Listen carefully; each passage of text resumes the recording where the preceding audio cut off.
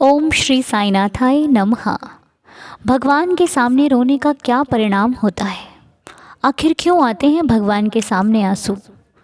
हम शिरडी जाते हैं तो मन में बहुत सारी बातें लेकर के जाते हैं कि अपने बाबा से ये मांगेंगे, ये कहेंगे, ये बताएंगे, ये कहेंगे, अपना सुख दुख सब बाबा के समक्ष रख देंगे। लेकिन जैसे ही बाबा से नज़रें मिलती हैं, हम बाबा के सामने पहुंचते हैं, उस दरबार में ऐसा सुकून मिलता है कि जो सोच कर जाते हैं बाबा को ये बताएंगे, वो कुछ भी हम बाबा से कह ही नहीं पाते, बता ही नहीं पाते।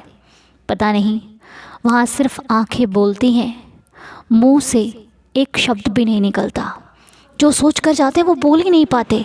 और बाबा के दर्शनों के बाद यही सोचते हैं कि हमने आखिर कुछ बोला क्यों नहीं।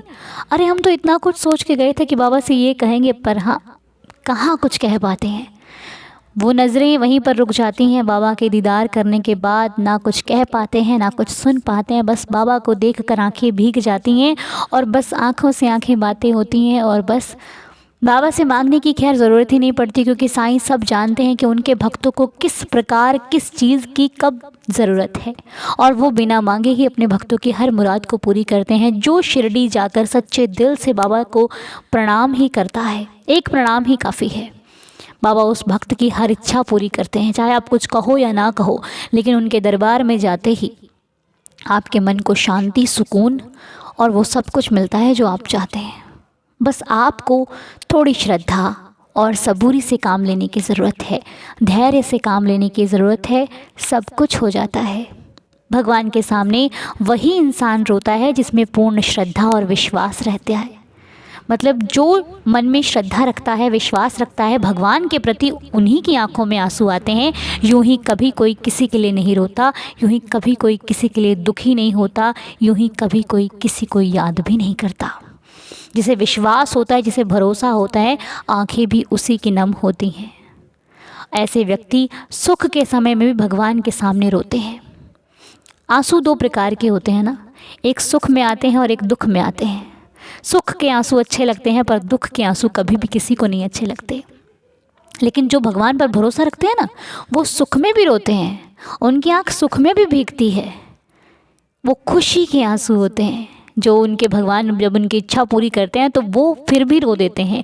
ऐसे भक्तों पर भगवान भी बारी बारी जाते हैं। भगवान भी ऐसे भक्तों को प्यार करते हैं जो ना सुख में भूलता है और ना दुख में भूलता है।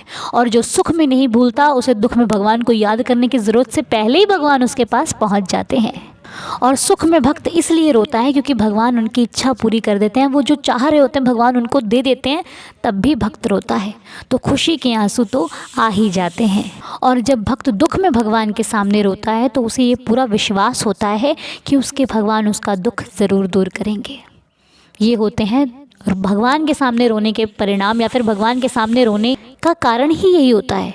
खुशी में इसलिए रोते हैं क्योंकि भगवान ने हमारी इच्छा पूरी की, बहुत प्यार आता है भगवान के ऊपर, है ना। और दुख में इसलिए रोते हैं क्योंकि हमें विश्वास होता है कि कोई साथ दे या ना दे, कोई सुने या ना सुने, पर मेरे बाबा मेरी ज़रूर सुनेंगे, मेरे बाबा मेरी हर इच्छा ज़रूर पूरी करेंगे। हाँ, दुख आज है, लेकिन ये दुख का समय भी मेरे बाबा जल्दी से मेरी ज़िंदगी से बाहर कर देंगे, जल्दी से ये दुख का समय बीत जाएगा। ये विश्वास होता है उस भक्त को। और वो जब विश्वास करता है तो भगवान भी उसकी इच्छा ज़रूर पूरी करते हैं। और भगवान के सामने रोने से भक्तों का भाग्य खुल जाता है और उनके दुखों का निवारण भी होता है, क्योंकि उस भक्त को पूरा विश्वास होता है कि भगवान उनकी इच्छा ज़रूर पूरी करेंगे और भगवान की कृपा भी बरसती है। इसलिए अपने मन में ऐसा कोई भावना लाइए कि भगवान के सामने आंसू आते हैं तो कहीं कुछ गलत तो नहीं। बिल्कुल गलत नहीं है, ये तो बहुत अच्छा संकेत है और बहुत अच्छी बात है। इसलिए जब भी आप अपने बाबा के सामने आपकी आंखें भीग जाएं, रो पड़ो, दुखी हो जाओ, तो चिंता नहीं करना।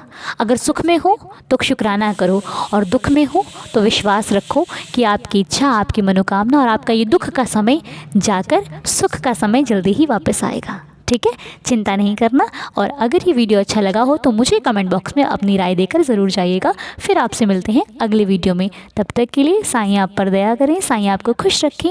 ओम साई राम, जय जय साई राम। और हाँ, अगर आपके मन में भी ऐसा कोई डाउट है तो आप मुझे कमेंट बॉक्स में लिख सकते हैं, उसकी वीडियो भी हम जल्दी से जल्दी लाने की कोशिश करेंगे। जय जय साई राम।